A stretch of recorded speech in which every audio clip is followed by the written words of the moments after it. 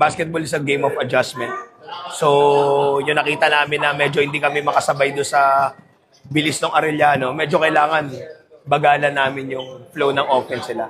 So, yeah, eventually yun, nakuha naman namin yung momentum na gusto namin on both ends. Well, Kevin, ang laki ng pinagbago ni Kevin from last year to this year. So, siguro, the most important thing is accepting his role. And, syempre, yung tiwala na binibigay ko sa kanya, hindi niya, sinusuklian niya yun.